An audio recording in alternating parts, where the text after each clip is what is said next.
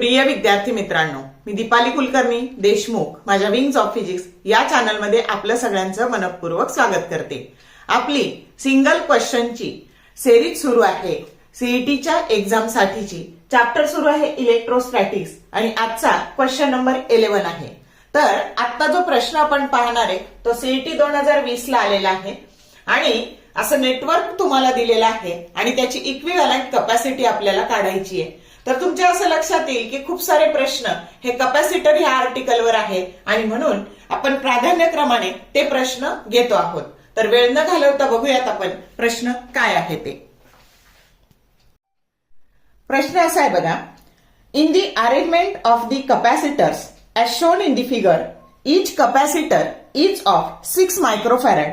Then equivalent capacity between points A and B is option A 12 microfarad, B 6 microfarad, C 4 microfarad and D 10 microfarad.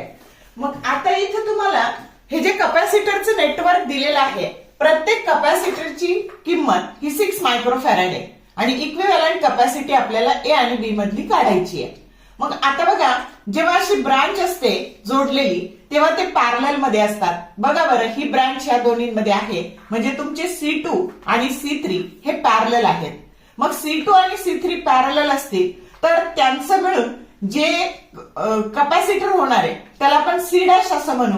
मग दोन सारख्या किमतीचे capacitor जेव्हा parallel असतात तर त्याच्यासाठीचा फॉर्म्युला असतो N into C। N म्हणजे नंबर ऑफ कॅपॅसिटर जे 2 आहेत आणि C ची व्हॅल्यू ही 6 आहे म्हणजे ह्या दोन्हींची इक्विव्हॅलंट कॅपॅसिटी झाली C' that is equal to 12 microfarad. मग आता हे 12 मायक्रोफॅरड यांची इक्विव्हॅलंट झाली आणि हे C1 हे आता कसे येणार आहे ते सिरीज मध्ये येणार आहे। मग C' हा 12 आहे आणि C1 तुमचा 6 मायक्रोफॅरड आहे आणि ते सिरीज मध्ये आहेत, त्याची इक्विव्हॅलंट कॅपॅसिटी कशी काढायची। मग आता बघा, C इक्विव्हॅलंट तर सरळ न्यूमरेटरला दोन्हींचा गुणाकार आणि खाली त्यांची बेरीज, सोपं लक्षात ठेवायचं। मग आता 12 6 जा 72 आणि 18, मग आता हे काय झाले तर that is equal to 4 microfarad आणि आता हा 4 मायक्रोफॅरड आणि हे 6 मायक्रोफॅरड हे एकमेकाच्या कसे आहेत तर ते पॅरलल मध्ये आहेत। मग आता C इक्विव्हॅलंट आणि प्लस C4 हे जर पॅरलल असतील तर 4 आणि हे 6 म्हणजे उत्तर काय झालं तर 10 मायक्रोफॅरड। समजलं कसं सिंपल करत गेलो आपण सर्किट ते।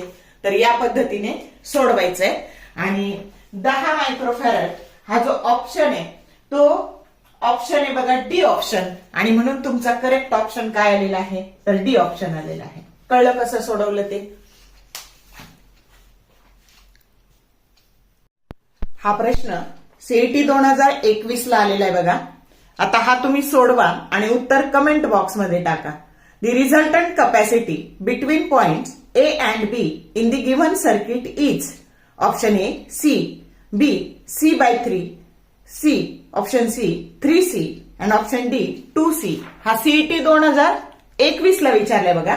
तर पद्धत तीच आहे, तर कॉम्प्लिकेटेड सर्किट हे सोडवत जायचं आणि फायनल इक्विव्हॅलंट कॅपॅसिटी काढायची म्हणजे तुम्हाला कळेल की हा टाइप किती महत्वाचा आहे ते। तर बघा, सोडवा आणि उत्तर कमेंट बॉक्स मध्ये टाका। हा प्रश्न सीईटी 2021 ला आलेला आहे बघा। आता हा तुम्ही सोडवा आणि उत्तर कमेंट बॉक्स मध्ये टाका। The resultant capacity between points A and B in the given circuit is option A C, B C/3, C option C 3C आणि ऑप्शन D 2C। हा सीईटी 2021 ला विचारलाय बघा।